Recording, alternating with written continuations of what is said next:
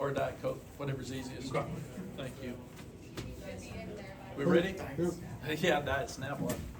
Can't do that for commercials, right? That's get myself in trouble here at a happy time. Tell me, thumbs up when everybody's ready. Everybody got it? What a great football game, number one, between an ACC team on the road at Minnesota. It's a hard place to play. And then you have the distraction of an hour delay, and you're not even sure what time you're going to get to play. So we talked to the guys about sudden change in their lives and just handling whatever's thrown at them. We weren't sure we'd get to loosen up when we got here, and all that happened. And then we played great defense the first half and throughout the game, probably as good as we've played since we've been here. Tough defense, especially against the run.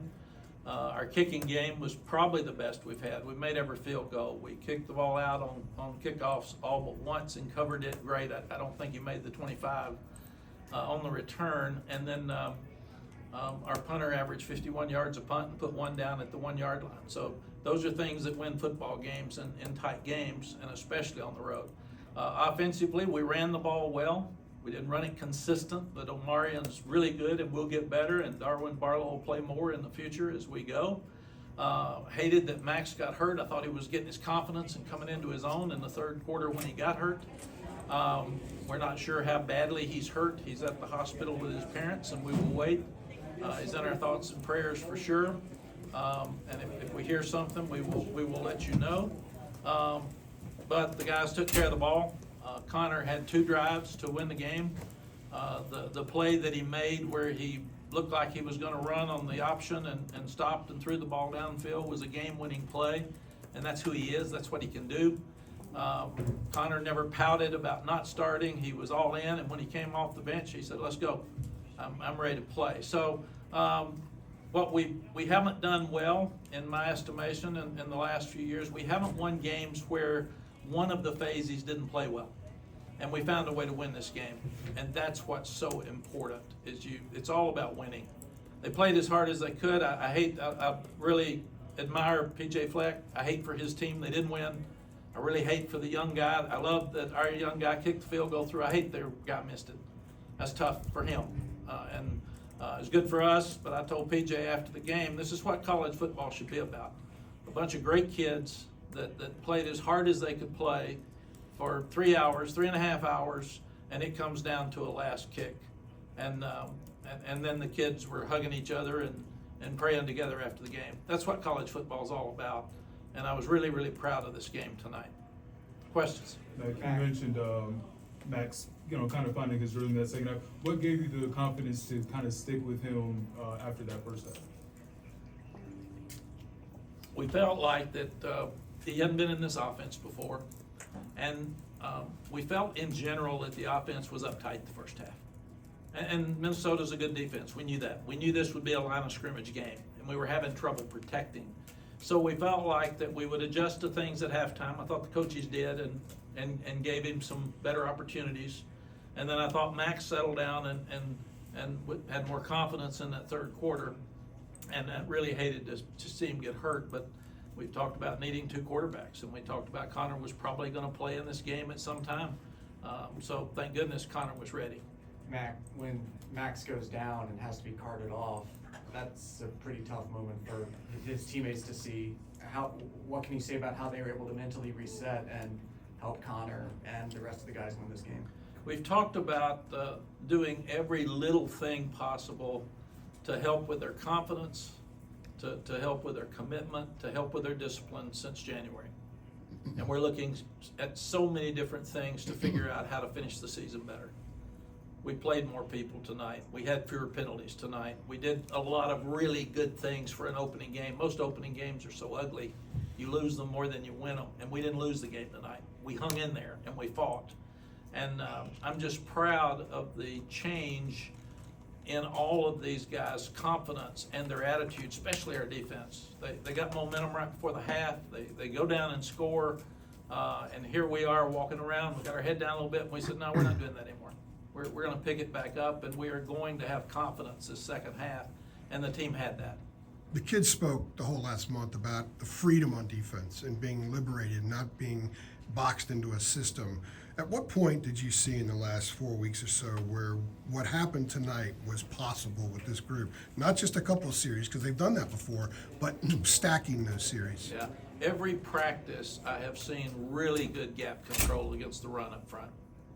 I mean, every practice. Ted Monachino's done an amazing job. Those linebackers stepped up. I thought with a club on his hand that Amari Campbell made so many plays tonight. He missed a sack because he couldn't wrap him up. And we had a 3rd and 27 that poor Caleb came in, maybe his first play in college football, and missed the tackle early.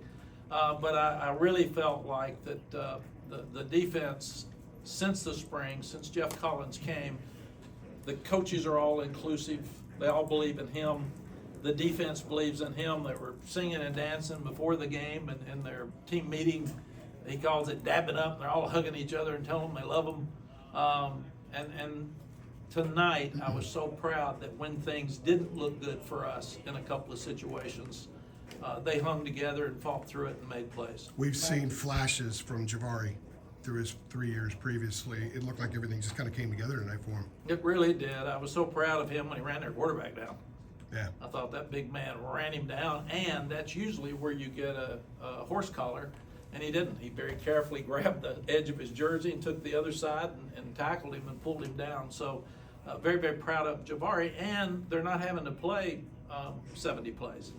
Those guys split reps, and in the end, we had like Bo Atkinson and Jacoby Cowan and Des Evans played so good tonight, and he was back in the backfield all the time, and Kamen Rucker, and they weren't going to let them get there. They chipped them all night like we tried to chip their ends, and they got the ball out of their hands fast. But I thought it was a game with 2 new quarterbacks, really 3 new quarterbacks that hadn't played a whole lot, and the defense dominated the game and the running game, but both teams have a chance to be good. Mack, with the way the fourth quarter got to seesawing back and forth, and as you said, it wasn't a work of art at times, but some of the plays, like the Amari Campbell punching it out with the club, Connor Harrell to JJ, I mean, it looked like it was almost a hook shot in basketball with the throw. Like the ability to find the plays, does that give you guys some pride to take out of here, just to be able to find the plays to win the game? Absolutely. It's hard to win. This was supposed to be an even game. It was even, and our guys found a way to win, and that's all that's important. And it's funny, Adam, when you say it wasn't what'd you call it, a work of art? It was if you're a defensive coach. It was if you're a special teams coach. We've just seen offenses run up and down the field, and we haven't played great defense. We can get better on offense, but to play that good on defense in an opening ball game, and to play that well in special teams, where I think you even questioned our punter. I just asked you about it. You did, in a questioning manner. Are you okay with that punter? Is the way he looks? And I think he asked if you were losing sleep at night over it. I think that. Thank you, Andrew. Thank you, Andrew, for being factual with Adam here. But no, I thought people that offense sells tickets and people love offense, and so when the offenses don't look as good, people say it's an ugly game. Defensive coaches love ugly games because that means there's not a lot of points scored. And that was a traditional, old-timey Big Ten football game where you had to run the ball, you had to fight for everything you got, your kicking game had to be great, and you had to play great defense. I think there was 1 turnover each. Yeah. I think theirs led to a touchdown, ours led to a field goal. So they got 7 points out of the interception. We got 3 points out of their quarterback fumble. And then we made the field goals and they missed 2. And that's what the game came down to. When you think of the way Noah's season ended 2 years ago, and then look at the year he had last year, and then what he did tonight, is your confidence in him as high as it could be in a kicker at this point? Because it looked like you were playing to kind of rely on his leg a little bit there. Yes. At the end, we wanted to kill the clock. We wanted to get rid of their timeouts as much as we could, and then make them use them and try to get it down to where we could kick the field goal and kill the clock. Because with the 2-minute warning now, it's harder to kill the clock than it used to be. And they had 3 timeouts when we went below the 2-minute. But we're very confident in him. It was funny, we had a kicker kicked the game-winning field goal in the Rose Bowl against Michigan. And we had Justin Tucker too, kick the game-winning field goal at Texas A&M, and I remember Justin was gonna make it. It wasn't any question, he always did. But the young kicker for us against Michigan, they called 3 timeouts at that time because you could. Now you can only call 1. And after the 3rd timeout, I could tell he was antsy, and I walked out there and said, "You are the luckiest human being in the world. You're gonna get every girl on the Texas campus that's gonna be calling you and getting your number." And then they blocked it, and it went through about this high, so he still got all the calls. But I started to go out and talk to Noah tonight, and I went out and I was kinda gonna say, "You got this," and he never looked at me, he looked down. So I think that's just really, really proud of him. His leg's gotten stronger, hasn't it? Yeah, he's got a really strong leg. I didn't realize what he was 18 of 19 last year. But I'm saying that was a career long tonight. Yeah. I was hesitant on the 30 ball from the 35. That's a long field goal, and in an opening ball game, and there's a little breeze in his face.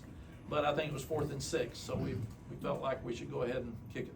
I think Matt, he's you made look 8. at the big picture here. I mean, to go on the road and win at a Big Ten environment the way you did, and the resiliency you showed, and you had lost a quarterback in the 1st round. What does this do, big picture, for you and your team? And then also, ACC getting a road win at the Big Ten. We know there's going to be all kinds of arguments come November and December. Yes, it's you really couldn't have scripted it better. Last year we won the game 31-17, I think, and people thought, Minnesota didn't play good. Tonight, everybody saw exactly what happened, and it was a tough, hard-fought game that got down to the end. And in fact, I could tell just looking at PJ's face how he felt, and I'd be sitting in here feeling that way if that field goal had gone through. But that's what this game's all about. It comes down to a play or two, and normally we say there are 7 to 10 plays in a game that make a difference, and you play for 3.5 hours. And tonight, that's what we're gonna find when we start grading that thing in about an hour on the way home. Mack, Aiden Banfield got the start on the offensive line as a true freshman in a Big Ten road environment. That's no small thing. What can you say about him, and what gave you the confidence to give him that start? Yeah, Howard Sampson had started maybe 2 games or not. I don't think he started, but he played. He hadn't started. Austin Blaski had never started. And you start looking at Trey Green, had never started.